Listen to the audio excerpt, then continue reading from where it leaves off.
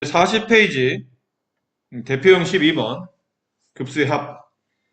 첫째 항이 마이너스 2, 공차가 4인 등차 수열에 첫째 항부터 제 n항까지 합을 SN이라고 한답니다. 등차 수열이죠? SN은 우리가 충분히 구할 수 있겠네요. SN은 2분의 항수 n개 첫 번째 항의 2배 마이너스 4 플러스 n-1 곱하기 공차 4. 그럼 일반항을 정리해 봅시다. 분모 2 여기 n 이쪽 안을 정리하면 4n-4 마이너스 4니까 마이너스 8이 되겠죠. 2로 약분이 됩니다. 그럼 여기는 2n이 남고 여기 마이너스 4가 남을 테니까 전개하게 되면 2n의 제곱 마이너스 4n 이렇게 되겠네요. 되셨죠? 네. 자, 이게 SN인데 지금은 얘를 구하라죠? SK분의 2. 그럼 저기다 n 대신에 k를 집어넣고 분자 2를 쓰게 되면 이거 약분되죠? 이것도 약분했더니 k제곱 마이너스 2k분의 1이 돼요. 이거 간단하게 k를 묶어보면 k 곱하기 k-2분의 1이 됩니다. 여기다 뭐 취하라고 되어 있냐면 여기를 붙여놨죠? 여기까지. 이게 뭐예요? 이 합에 주어진 이게 하나의 수열이죠. 자, 문제 잘 보세요. 잠깐 보세요. 지금 구하라는 게 이걸 구하라는데 리미트 n이 무한대로 갈 때 시그마 k가 3부터 n까지 sk분의 2를 구하는데 이게 어쨌든 간에 어떤 수의 형태겠죠. 그 수의 형태의 합을 n항까지 합을 구하라고 했으니까 이게 부분합이에요.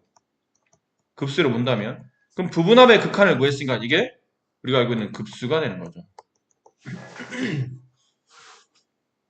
자, 남은 건 이제 부분합 처리를 좀 하시면 될 것 같아요.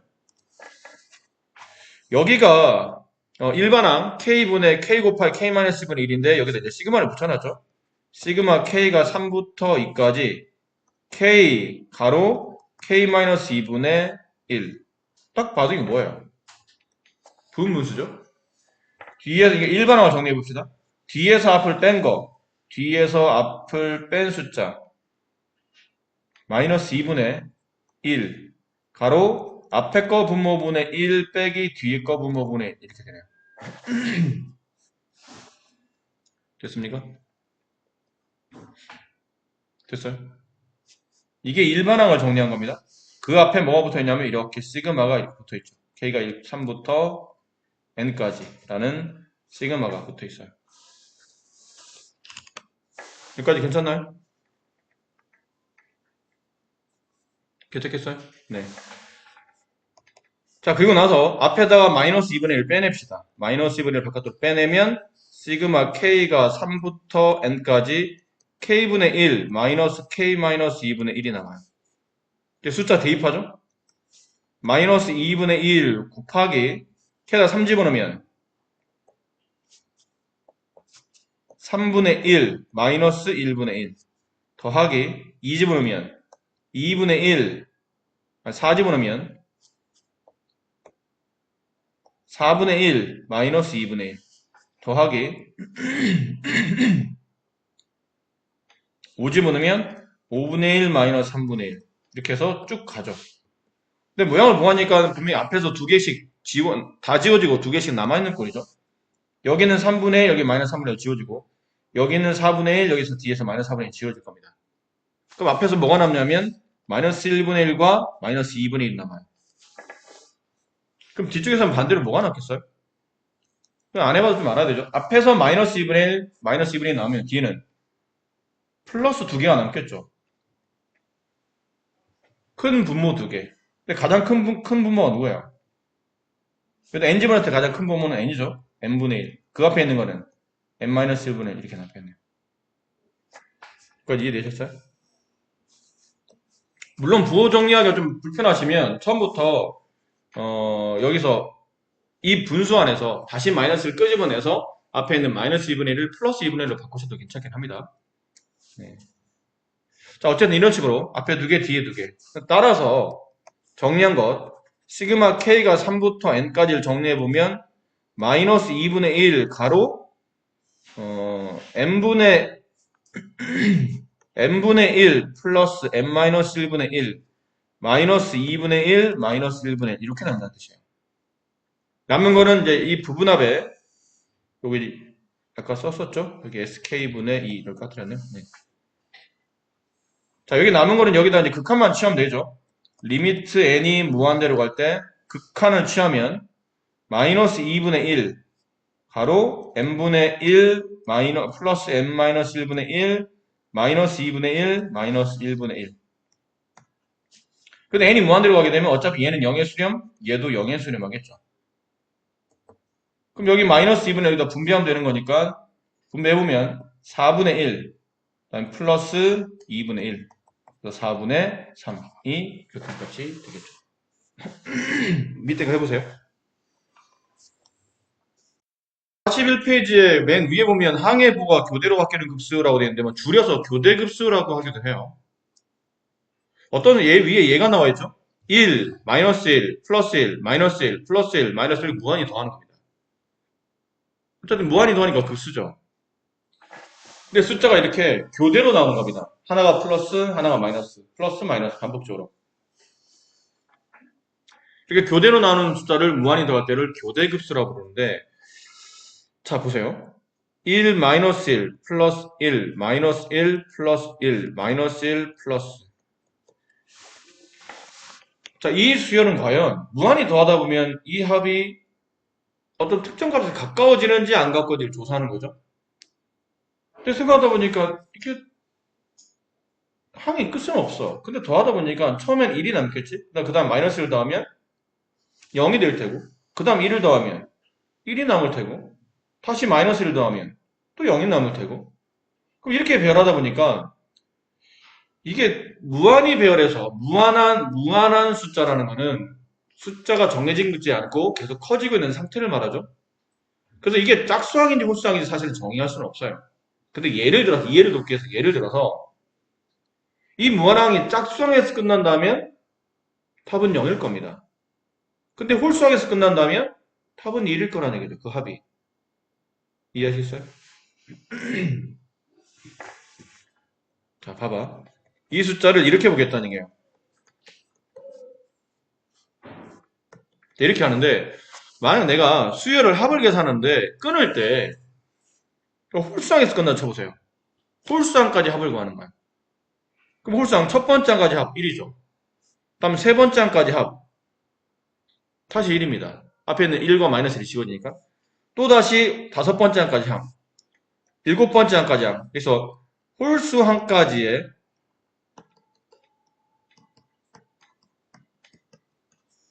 합을 구해보면 그 합이 1이 됨을 알 수 있어요. 근데 이번에는 짝수항까지 합을 계산해 볼까요? 왜 꼭 홀수항까지 합을 계산해야 돼? 두 번째 항까지 합, 네 번째 항까지 합, 여섯 번째 항까지 합 이렇게 계산하다 보니까 이번에는 짝수항의 합이 0이 됨을 알 수 있네요. 지금처럼 홀수항까지 합과 짝수항까지 합이 서로 만약 같지 않다면 이 말이죠. 홀수항까지 합과 짝수항까지 합이 서로 같지 않다면 이 급수를 발산한다고 말하며 극한값은 없겠죠.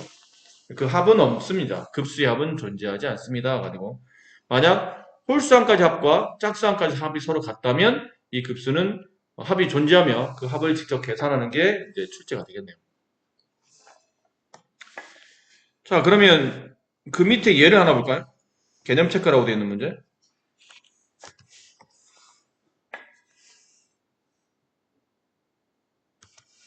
자, 다음 급수의 수렴과 발산을 조사하고 그 수렴하면 그 합을 구하시오. 아까 위에 거 좀 쉬웠죠? 계산하기가. 홀자를 구분하기가 좀 쉬웠었어요.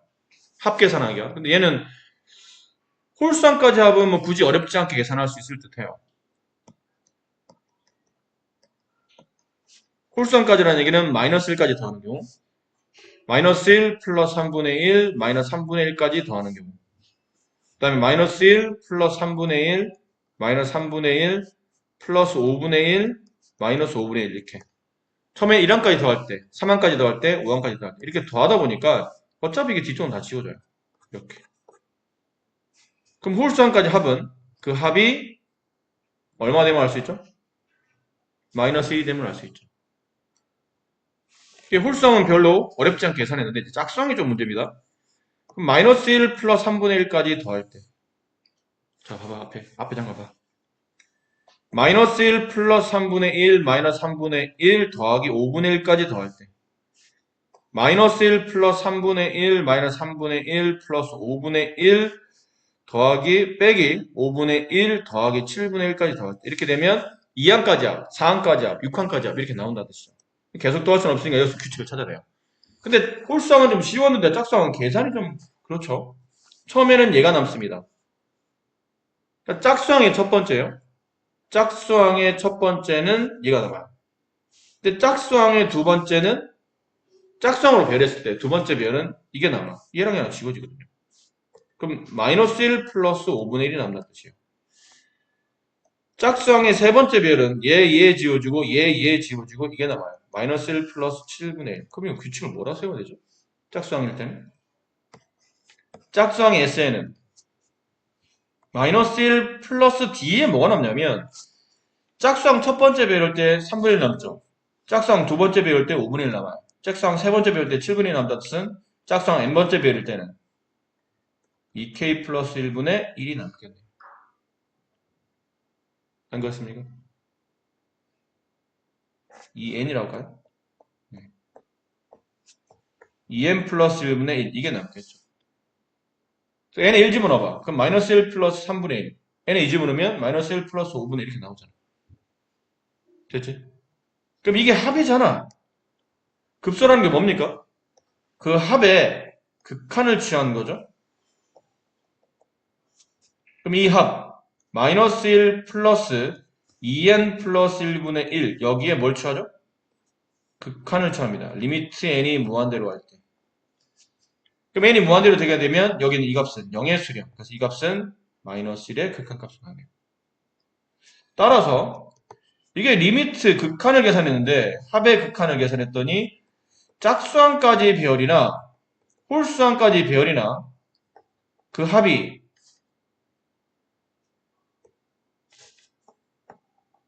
서로 같네요. 마이너스로 서로 같죠.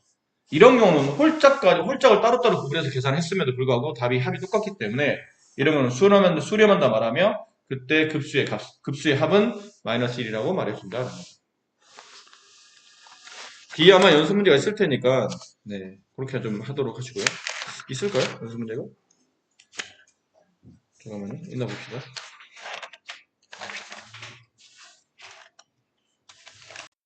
페이지 여기 나와 있는 내용 별표를 2개 쳐놓으세요. 이게 상당히 중요한데 최근 몇 년간 수능에서는 거의 잘 출제가 안 됐어요. 워낙 중요한 내용인데. 근데 내신은 100%입니다. 무조건 나옵니다, 이거는. 근데 수능에서는 한참 잘 나오더니 또 안 나오고 있는데. 모르겠네요. 또 여러 번 때는 나올런지 지켜봐야 되겠지만.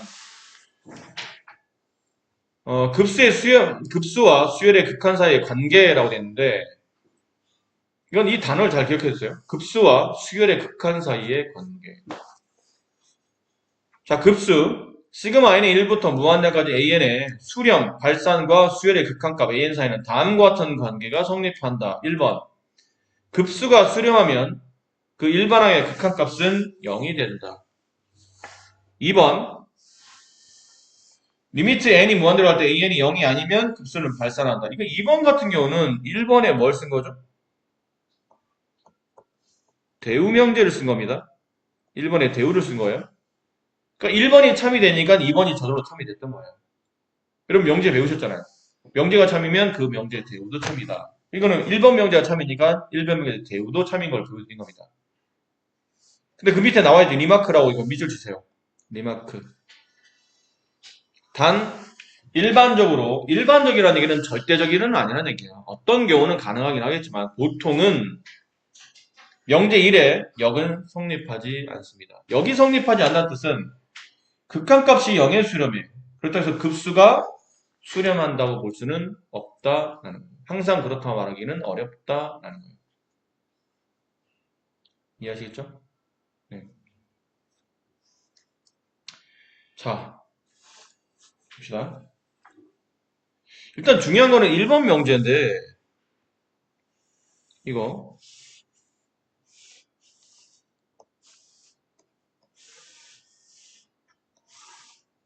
이 1번 명제가 중요한데, 그 직관적으로는 그래. 한번 생각해봐. 직관적으로는. 어떤 수를 계속 더해. 근데 어떤 특정 값을 수렴해. 1항, 2항, 3항 계속 더해가요. 무한히. n항, 무한히.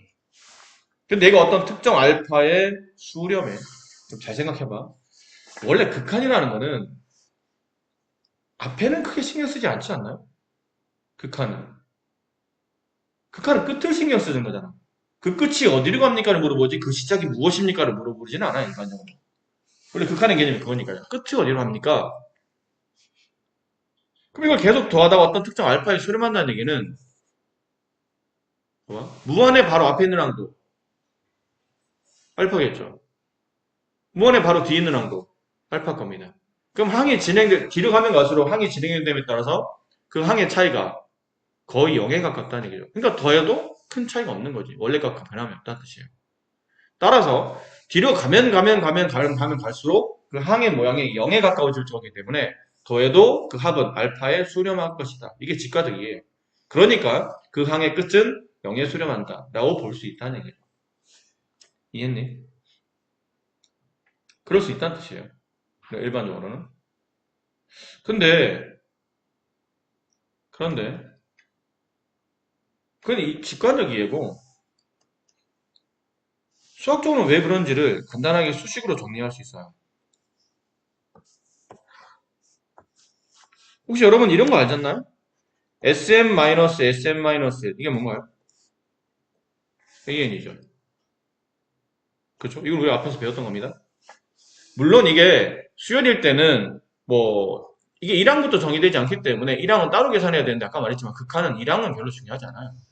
1항보다는 마지막에 어디를 가느냐가 중요하기 때문에 일단 이 포맷을 잘 기억하고 계시면 이게 뭐죠? 리미트 n이 1로 갈 때 무한대 an 이게 뭐예요? 급수 리미트 n이 무한대로 갈 때 sn 아닙니까? 그렇죠? 근데 얘가 어떤 특정값 알파에 수렴한다고 칩시다. 그럼 이건 물어볼까요? 이게 알파에 수렴하면 리미트 n이 무한대로 갈 때 sn-1은 어디에 수렴하나? 무한대 바로 앞에 있는 항 어디에 수렴해? 그 합이. 똑같이 알파에 수렴하겠지. 무한대랑은 끝이 없는 거잖아요. 끝으로 가면 갈수록 어떤 특정 알파라는 합에 수렴합니다. 그럼 바로 앞에 있는 항도 당연히 알파에 수렴했겠지. 됐니? 그래서 이 식에서 위에서 아래를 이렇게 빼요. 그럼 리미트 n이 무한대로 갈 때 sn 마이너스 리미트 n이 무한대로 갈 때 sn-1 됐지? 이 값은 알파 빼기 알파니까 0이 되겠네요. 근데 극한은 수렴하게 되면 합차 곱 나눗셈에 대해서 분배 법칙 성립하죠. 이거 하나 묶을 수 있네요. 리미트 n이 무한대로 갈 때 sn-sn-은 0. 근데 sn-sn- 누구예요? an이잖아. 리미트 n이 무한대로 갈 때 an 0. 그러네요. 우리가 위에서 말했던 급수가 수렴하면 극한값은 0에 수렴한다는 것을 수학적인 간단한 증명을 통해서 알 수 있어요. 그렇죠? 근데 이거 여러분 잊지 마세요. 여러분 이 빨간색 이 명제만 기억하셔야 되죠. 물론 이 명제 대우니까 당연히 얘는 참일 테고 빨간색엔 이 한 줄짜리 명제만 기억해야 되지 이거 반대는 참이 아니야. 알았죠? 리미트 n이 무한대로 갈 때 an이 0이면 시그마 n이 1부터 무한대로 갈 때 an은 수렴한다. 그건 몰라. 수렴하는지 발산하는지 그건 모릅니다. 그럼 어떻게 하죠, 선생님? 이런 경우 직접 계산하셔야 돼요. 수렴하는지 발산하는지 조사를 해야 된다는 얘기죠. 됐지? 자, 좋아요. 여기서 우리가 얻어야 될 교훈이 뭐야? 우리 뭔가를 배웠으면 여기서 뭐 왜 배우는지 그것은 뭐를 익히고 있어야 하고 뭘 기억해야 되는지 알아야 될 거 아닙니까? 그래서 뭘 이해가 없어야 되죠? 첫 번째는 이식 통째로를 기억하는 겁니다. 이식 통째로. 어? 급수가 수렴해. 그럼 극한은 0인 거야. 이걸 써먹어야 되는 거야, 문제. 적용하고 정의해서 써먹을 수 있어야 돼요. 어떤 급수가 수렴하네? 아, 그럼 얘는 극한값이 0이야. 라는 거를 알아야 된다는 얘기지. 알겠습니까? 이해하시겠어요? 아까 우리가 이런 거 했었죠? 아까 앞쪽에서 잠깐 이런 거 했었는데. 시그마 n이 1부터 무한대항까지 뭐 n 곱하기 n-2분의 1. 아까 이거 극한값이 4분의 3이가 나왔었죠. 바로 앞에서 풀었던 문제입니다. 뭐 이렇게 나왔을 거예요, 이게 아마. 우리가 계산한 결과 이렇게 나왔었을 거라고. 그럼 결론 이거잖아. 급수가 수렴하면 보나마나 리미트 n이 무한대로 갈 때 여기 일반항 n분의 n-2분의 1은 0의 극한값을 갖게 된다. 이게 우리가 배워야 될 첫 번째 교훈이고 두 번째 교훈은 이 2번식이에요. 2번식. 어차피 극한이잖아. 극한은 뭘 많이 물어본다고 그러죠? 수렴하냐 발산하냐 물어봐. 일단 처음에 물어본 게 그거야. 이거 수렴해 발산해? 이걸 물어봤다가 수렴하는데요? 그러면 그냥 두 번째 미션이 뭐예요? 그럼 어디에 수렴해? 를 물어보잖아. 근데 급수도 결국은 부분합의 극한이기 때문에 제일 처음에 물어보는 게 뭐냐면 야 이거 수렴해 발산해를 물어봐. 그치? 근데 수렴의 발산을 물어보는 진입 판정 문제가 많은데 발산하는 걸 쉽게 찾아낼 수 있으면 굳이 우리가 그거를 계산해서 발산함을 증명할 필요는 없지 않나? 무슨 말인지 이해했니? 얘가 수렴한지 발산 조사해야 돼. 근데 얘가 문제를 보니까 발산한대. 근데 난 이게 왜 발산인지 모르겠어. 막 수학적으로 풀어야 될 거 아니야. 근데 만약에 수학적으로 일일이 풀지 않고 간단하게 어떤 내가 배웠던 내용을 통해서 이건 당연히 발산하지 라는 걸 안다면 굳이 걔를 우리가 파고들 필요는 없다는 얘기잖아요. 발산하는 게 중요한 게 아니니까.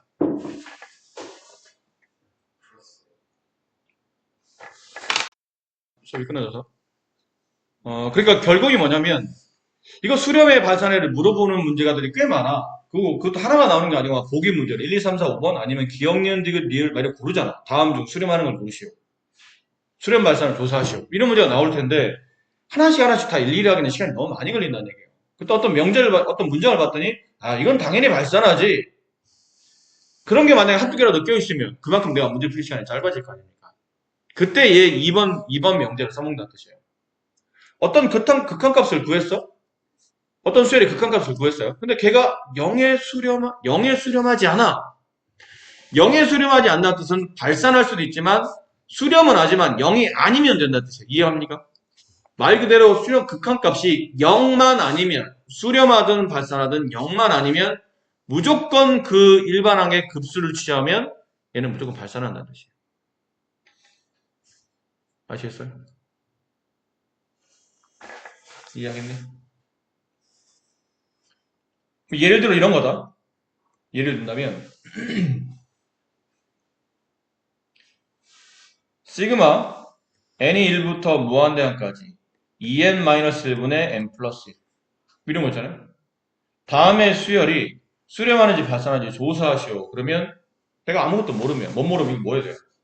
일일이 다 풀어야 된다는 얘기예요. 부분합을 계산하고 그 부분합의 극한을 취해서 이 급수가 수렴한지 발산을 조사해야 된다는 얘기잖아요. 그지? 근데 선생님 여기는 일반항에 극한을 제가 취해봤더니 2분의 1에 수렴하는데요? 그렇죠. 그럼 2분의 1은 0이 아니지 않나요? 아니죠. 그럼 일반항의 극한값이 0이 아니라면 얘는 보나마나 발산이네요. 네. 그럼 보기에서 빼라는 얘기예요. 이건 수렴하지 않으니까. 계산할 필요 없다는 얘기잖아요. 이해하겠니? 자, 하나 더. 다시 하나 더.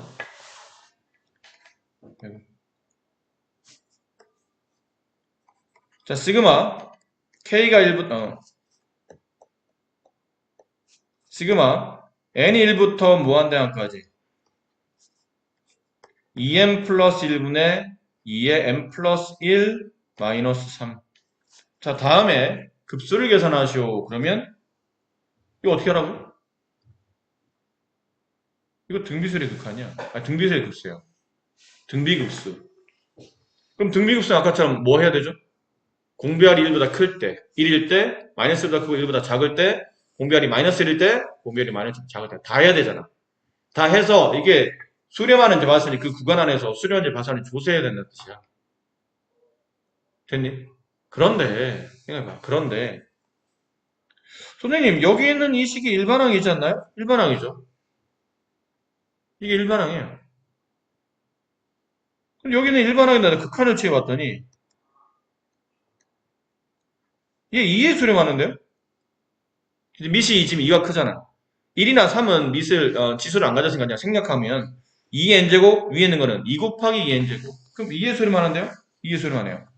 얘는 0이 아닙니다. 0이 아니죠. 따라서 극한이 0에 수렴하지 않으면 급수는 무조건 발산합니다. 아, 이거 발산하는구나. 수렴하지 않네. 발산하네. 를 알 수 있다는 뜻이지. 그럼 이런 건 어떻게 하죠? 아주 간단한 내용인데 n이 1부터 무한대항까지 n분의 1. 좀 이런 건 어떻게 합니까? 얘는 리미트 n이 무한대로 갈 때 n분의 1. 여기는 일반항의 극한을 취했더니 얘는 0이야. 극한이 0이면 그럼 얘는 수렴하는 거야? 얘는 수렴하는 건가? 아니라고 했잖아. 위에 있는 명제는 그 명제만 기억해야 되지 그 명제가 아닌 다른 문장은 참인지 거짓인지 알 수가 없어요. 그럼 일반항이 0이 되면 선생님 그럼 이 급수는 어떻게 하죠? 그때는 따로 계산하셔야 되는 겁니다. 문제에 맞게 따로 계산하셔야 돼요. 이게 수렴하는지 발산하는지. 그럼 이런 거는 대입해봐야 안 된다니까. 뭐 일반항이 딸이 없으니 일반항이 뭐 따로 규칙이 없으니까 1분의 1 더하기 2분의 1 더하기 3분의 1 더하기 4분의 1 더하기 5분의 1 더하기 6분의 1 더하기 7분의 1 더하기 8분의 1 이런 식으로 계속 더하는 겁니다. 느낌이 어떤 이거? 계속 더하다 보면 나중에 점점 0이 될 것 같지 않아? 더하는 숫자가? 맞아? 그러니까 이건 약간 개념이 좀 그래. 여기 앞에 보면 책에 얘가 나와 있는데 이거 끊어서 생각하면 돼. 어떤 특정 숫자를 여기까지 끊고 여기까지 끊고 여기까지 끊고 2항까지 끊고 4항까지 끊고 8항까지 끊고 16번째 항까지에서 끊고 이렇게 하다 보면 얘는 1 플러스 2분의 1이에요. 여기까지 더하면 됐니? 근데 여기까지 더하면 1 플러스 2분의 1 플러스 얘는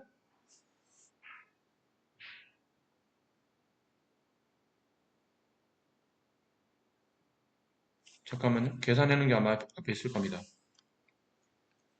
이건 직접 앞에서 그림을 앞에 그려진 게 있어서 그걸 보면 좀 쉬울 것 같아요. 지금 일일이 그리기 귀찮으니까 여기 있어요. 보세요. 이게 그 내용이에요. 비슷한 내용입니다.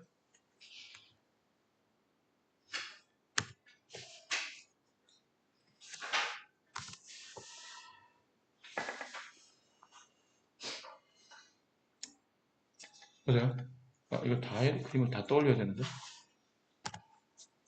이 그림 다.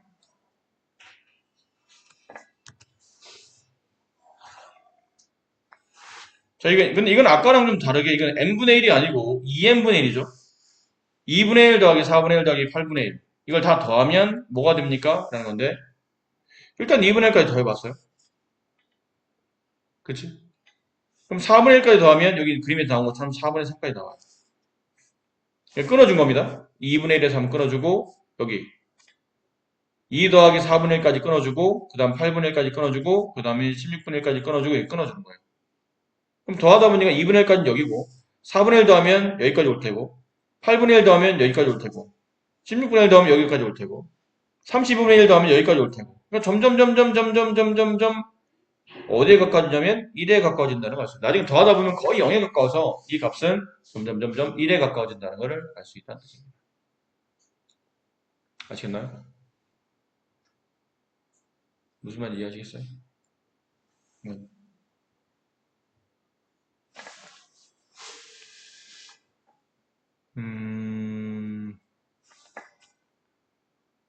좀 전에 무슨 얘기하다 넘어왔냐면 결론은 이런 거라는 얘기죠.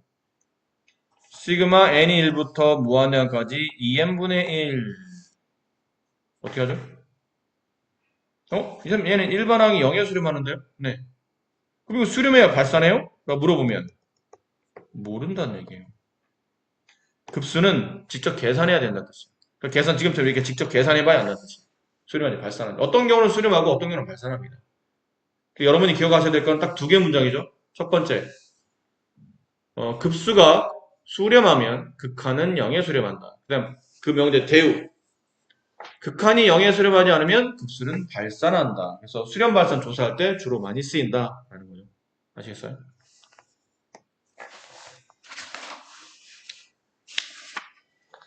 자, 그 다음에 급수의 성질. 여기 잠깐만 연습 문제 있네요. 대표형 13번.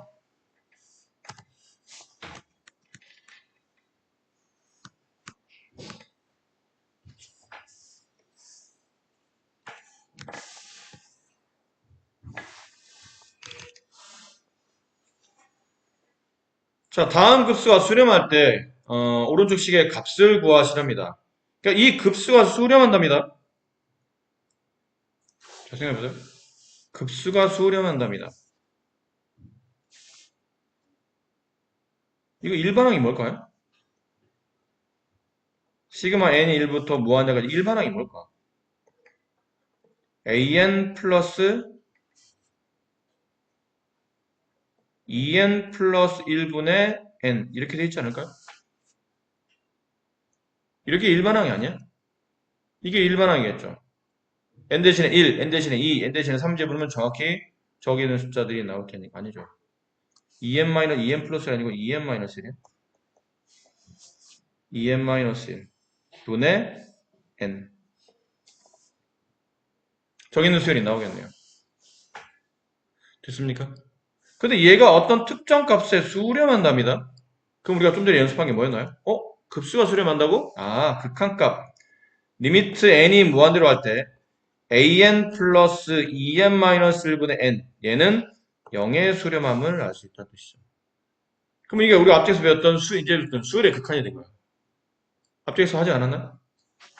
이렇게 나오면 문제에서 뭐 취해야 됩니까? 치환하는 겁니다. 이걸 bn이라고 취해합시다. 그럼 첫 번째, 리미트 n이 무한대로 할 때 bn의 극한값은 0이 되고, 두 번째, 이거 일반항을 정리하는 거죠. 이 식을 이제 an으로 정리해줘야 되니까 an은 bn 마이너스 2n-1분의 n 이렇게 정리가 돼요. 됐니? 그리고 얘를 여기다 대입해, 식에다가. 두 번째, 식에다 대입한다. 리미트 n이 무한대로 할 때 an 대신에 2 곱하기 bn-2n-1분의 n 마이너스 5 됐죠? bn은 어디 수렴? 0에 수렴해요. 얘는 어디 수렴해요? 마이너스 2분의 1에 수렴하잖아. 극한값이. 그럼 2 곱하기 마이너스 2분의 1 뒤에 마이너스 상수는 어차피 상수에 수렴할 테니까. 그 정답은 마이너스 1, 마이너스 5니까 마이너스 6의 수렴함을 알 수 있죠. 이해하시겠어요? 네, 밑에 있는 문제 풀어보세요. 그거까지 풀고 잠깐만 멈췄다 합시다. 자, 45페이지에 급수의 성질. 두 급수 an, bn이 수렴할 때 다음을 성립하시고, 근데 이건 우리가 많이 보던 조건이죠. 따로 이건 증명 과정 없이 그냥 간단하게 우리가 많이 했었던 내용이니까 합, 차, 실수배는 분배 가능하고 바깥으로 빼고 넣었다 할 수 있어요. 근데 어떨 때 가능하냐면 위에 밑줄 하나, 수렴할 때 위에도 밑줄 하나 치세요. 두 급수 an과 bn이 수렴할 때만 밑에 있는 규칙이 성립해요. 수렴하지 않으면 절대 쓰지도 않죠. 원래 기본적으로 그런 돼 있으니까. 그 밑에 보면 리마크 보면 시그마는 극한에는 차이를 둬야 되잖아. 극한 같은 경우 리미트가 붙어 있는 경우는 합, 곱, 차, 나눗셈 다 성립하는데 시그마가 붙으면 합하고 차만 분배되지 곱이나 나눗셈은 분배되지 않습니다. 아셨죠? 근데 나중에 네가 무한급수를 정리할 때, 급수를 정리할 때 시그마로 처리되어 있는 상태에서는 곱이나 나눗셈은 안 된다는 뜻이야. 근데 네가 만약에 급수를 계산하기 위해서 그 시그마를 리미트 부분합 있죠. 리미트 부분으로 바꿔놨어. 그 상태에서는 필요하다면 합이 수렴한다면 그때는 합차, 곱, 나눗셈 다 분배되겠지. 그래서 리미트 형태는 네가 편한 대로 써도 되겠죠. 수립만 한다면. 근데 시그마 형태에서는 함부로 곱셈이나 나눗셈에 분배하시면 안 된다는 뜻이라는 걸 잘 기억하실 필요가 있어요. 자, 급수의 성질. 자, 이건 우리가 안 해봐도 되지 않을까요? 딱 봐도 안 해봐도 되지 않을까요? AN과 BN이 5N을 수렴하고 AN-2BN이 -1을 수렴해요. 그럼 위아래를 더하면 위아래를 빼게 되면 AN이 지워지고 3BN은 2에 수렴하겠네요. 6에 수렴하겠네요. 그럼 BN은 2에 수렴하겠지? 그럼 BN이 2에 수렴하면 대입하면 AN은 3에 수렴하겠네. 그럼 대부분 다 이런 것들은 기본적인 연립방정식으로 풀 수 있는 문제니까 뭐 암산도 될 정도로 기초적인 내용이라 여기는 생략하도록 할게요. 자, 등비급수의 수렴과 발산. 여기서부터가 또 중요한데 급수는 크게 두 파트입니다. 급수는 단원을 보게 되면 크게 두 파트인데 첫 번째 파트는 등비급수냐를 물어봐요. 두 번째는 등비급수가 아니냐를 물어봅니다. 기존에 지금까지 여러분이 풀으셨던 문제는 등비급수가 아닌 걸 풀었고 이제부터는 등비급수를 푸는 겁니다. 아시겠어요? 큰 틀에서 보면 급수는 두 가지예요. 등비급수, 그다음 등비급수 아닌 거. 등비급수가 굉장히 중요한 개념이라는 얘기죠. 등비급수 첫 번째 항 A, 공비가 R인 등비수열을 항을 차례대로 덧셈 기호를 이용해서 연결한 이 급수를 등비급수라 말한다. 그러니까 결론은 등비수열을 무한히 더한다. 이게 등비급수야. 어렵게 생각하지 마세요. 그냥 등비수열을 무한히 더한다. 됐니? 무한히 더한다가 뭔가요? 급수죠? A1 플러스 A2 플러스 A3 플러스 쭉 해서 AN 쭉. 이게 급수잖아? 약간 단어를 급수라는 단어를 썼었죠. 근데 알고 보니 이 수열이 등비수열인 거야.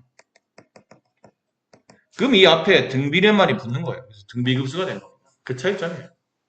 이 수열이 등비수열이냐 아니냐 그 차이점이에요. 네. 자, 그러면 이제 등비수열 때는 역시나 뭐가 중요하죠? 공비가 중요한 역할을 하죠. 결국은. 안 그렇습니까?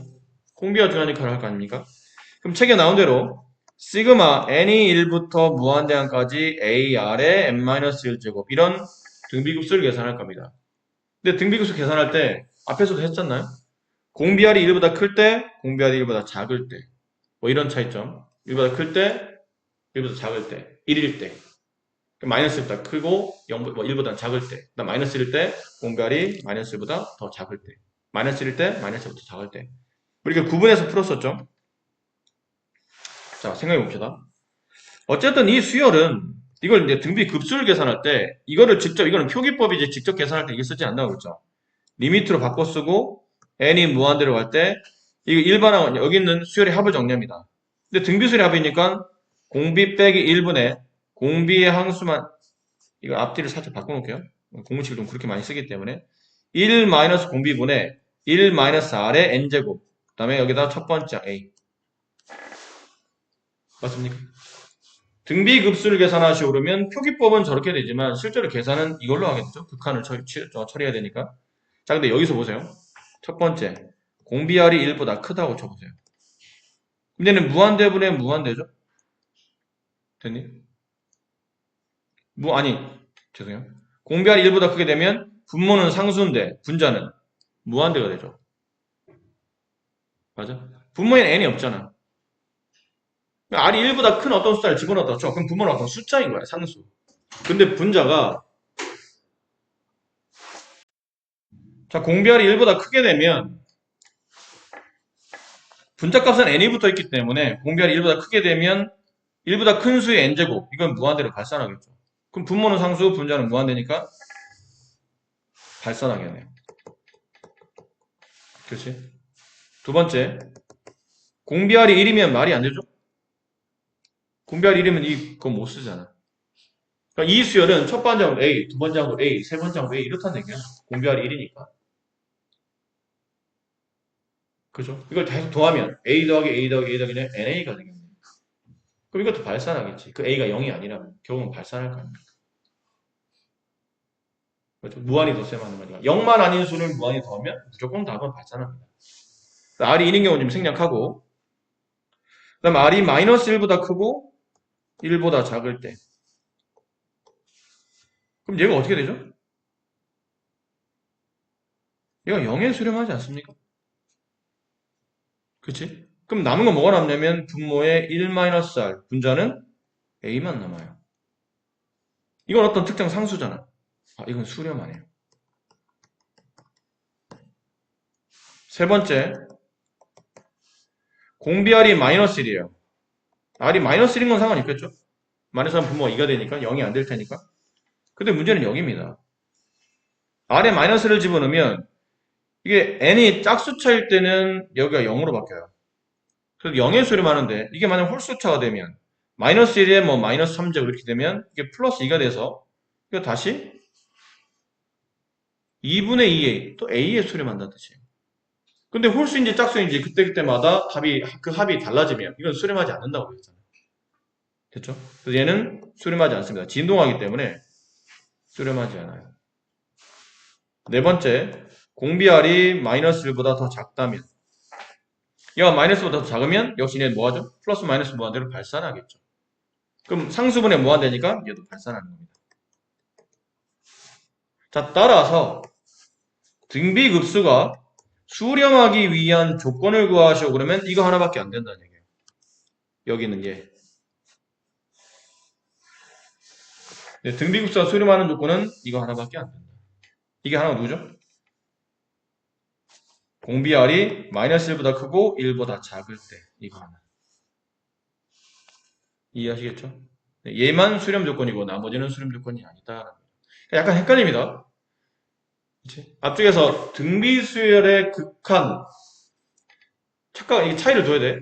등비수열의 극한이 수렴하는 조건은 마이너스 1보다 크고 1보다 작거나 같다가 붙고 등비급수가 수렴하는 조건은 1은 빼는 겁니다. 1을 빼는 이유는 이 분모가 0이 되기 때문에 1을 빼는 거예요. 아시겠죠? 그리고 이 공식 기억하세요? 수렴하면 이 조건이고 그때 수렴하면 그 합은 1-r분의 공비 이게 그 합이에요. 수렴 조건은 위에 있는 것. 그 다음에 그때 수렴 값을 찾으시오 그러면 1-r분의 공비로 수렴 값을 찾습니다. 이해하시겠죠? 자, 그 다음 페이지는 개념 체크 좀 잠깐 볼까요? 개념 체크. 뭐 뒤에 연습 문제가 있을 겁니다만은 간단하게.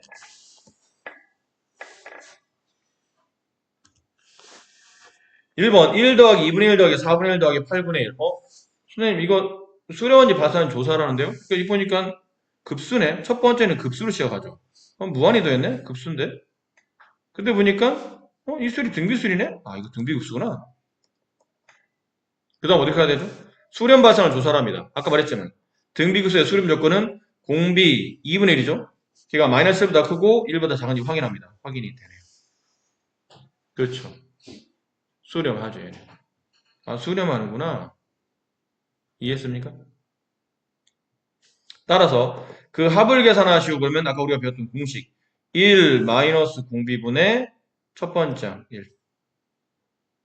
너무 당연하게 공식이 준비되어 있어요. 우리가 좀 전에 증명했지 않습니까? 그럼 2분의 1분의 1 정답은 2의 수렴함을 알 수 있어요.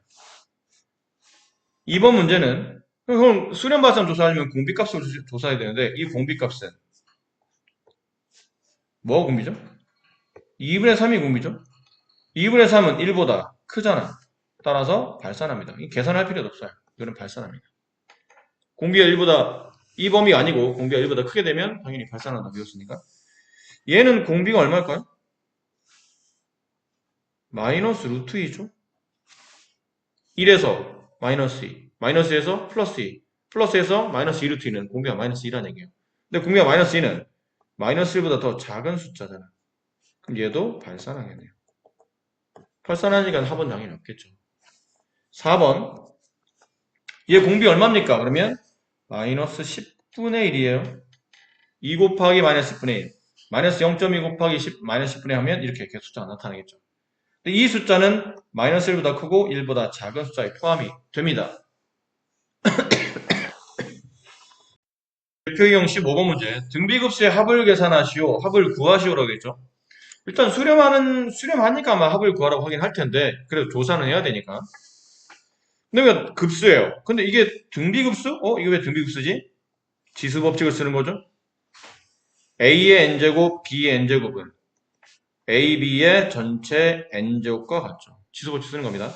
그럼 시그마 n이 1부터 무한대항까지 이거 붙이면 마이너스 3분의 2의 전체 n제곱 이렇게 돼요.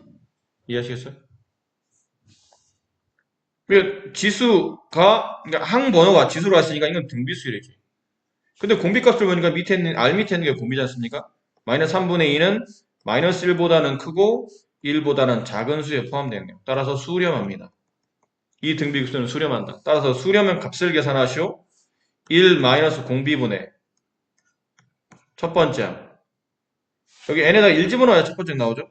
n에 1 집어넣으면 마이너스 3분의 2. 네, 이렇게 계산하시면 네, 수열의 등비급수의 합을 구할 수 있겠네요. 자, 두 번째 2번 문제. 자, 얘도 좀 정리가 좀 필요하죠? 좀 전에 했던 것처럼 똑같이 지수법칙 이용해서 3분의 1 곱하기 코사인 3분의 파이 n제곱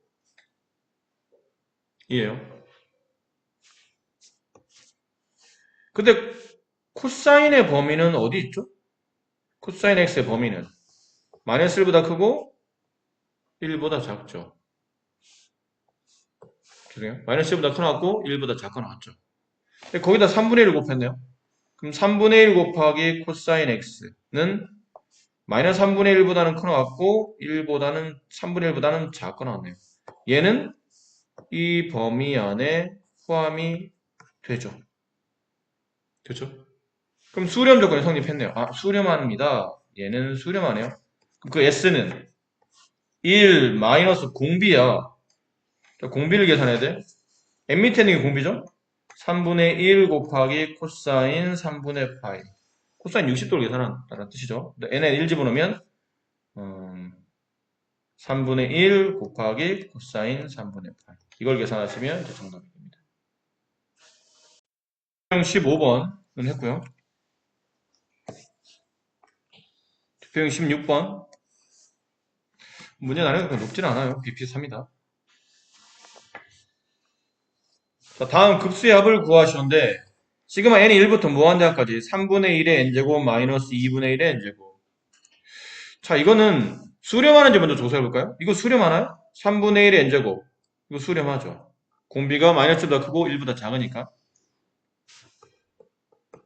얘도 수렴하죠. 그럼 둘 다 수렴하면 덧셈 뺄셈에는 기본적으로 시그마는 분배된다고 했으니까 분배합니다. 시그마 n이 1부터 무한대항까지 3분의 1의 n제곱 마이너스 시그마 n이 1부터 무한대항까지 2분의 1의 n제곱.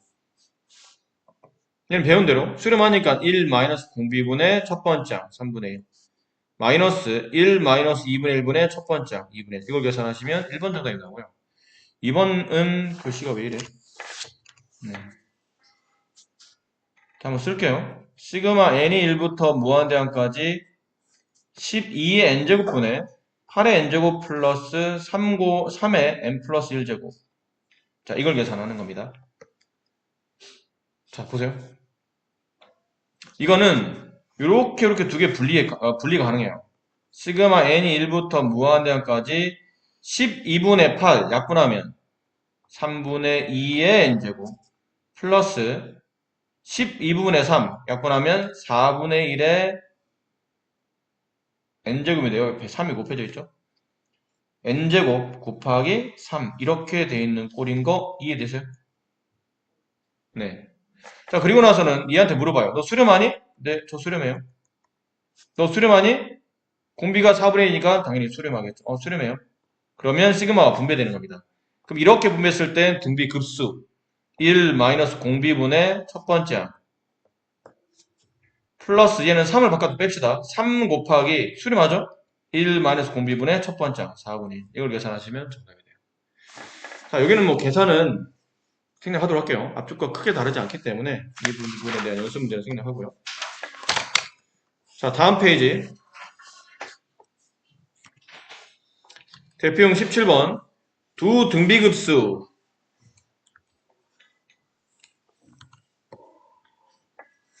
자, 두 등비급수가 모두 수렴하도록 하는 실수 x값의 범위를 구하시오. 모두 수렴한답니다. 얘도 수렴, 얘도 수렴. 근데 보니까 이게 등비급수죠? 안 써있어도 알아야 되죠. 등비급수란 걸. 근데 항수 n 밑에 있는 게 공비지 않습니까? 근데 공비의 4분의 x가 수렴하려면 여기 있어야 되겠네요. 동시에 여기 있는 공비값 x분의 3도 수렴하려면 마이너스보다 크고 1보다 작아야 되겠죠. 이해하시겠나요? 자, 첫 번째 식 풉니다. 첫 번째, 이건 뭐 간단한 부등식이죠. 양변에 4를 곱합니다. 그럼 마이너스 4, x 4 됐네요. 이게 x의 범위. 그 다음에 여기는 식을 두 개로 나눠야 되죠. 이렇게 바로 풀기는 어려워. 양변에 x를 곱하는데 x가 양인지 음인지 구분이 안 되잖아. 그치? 근데 이거는 양쪽은 크게 상관이 없. 이 식은 크게 상관이 없어요. 원래는 x가 양인지 음인지 구분하고 문제를 풀어야 되는데 어차피 x가 양이든 음이든 양변에 x를 곱하면 플러스 양이든 마이너스 양이든 이게 범위가 변하진 않아요. 무슨 말이에요? 이렇게.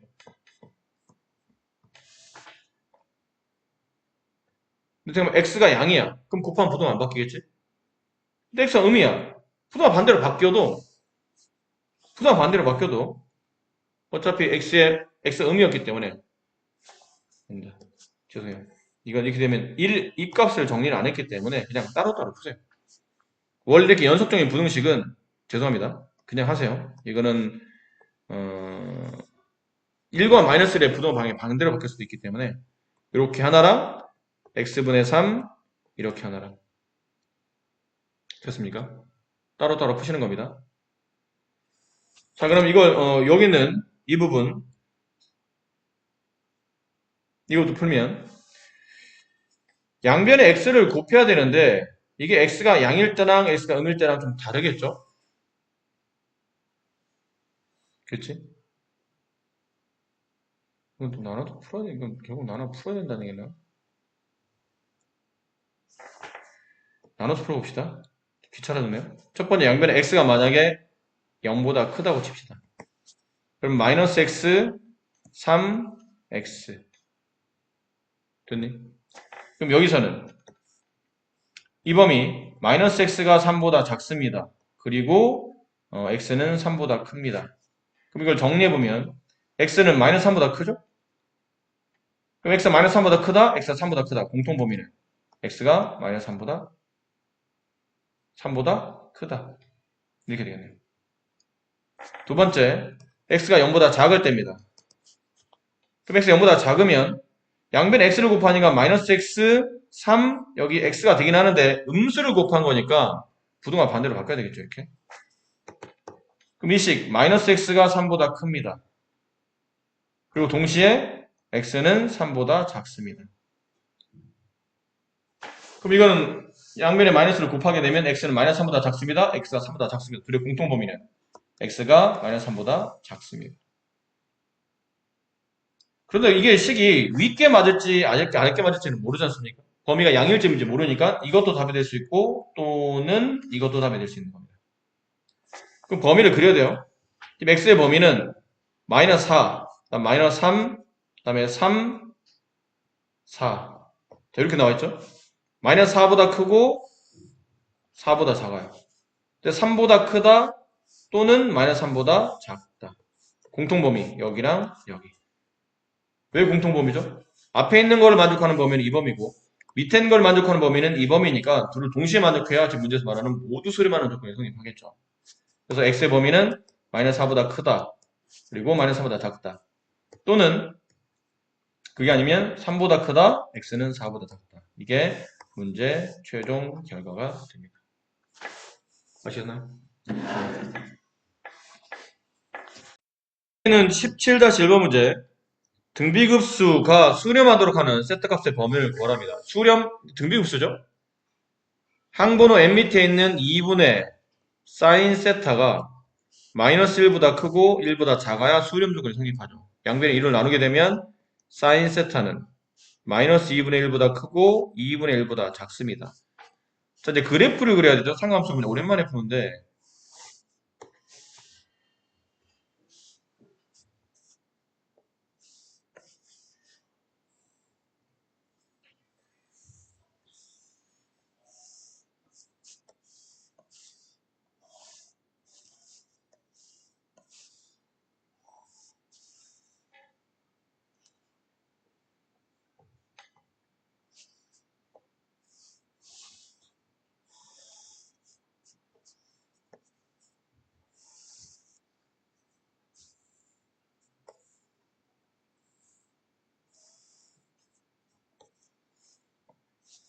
자, 2분의 파이, 2분의 3파이, 2파이. 사인 그래프는 이렇게 생겼죠?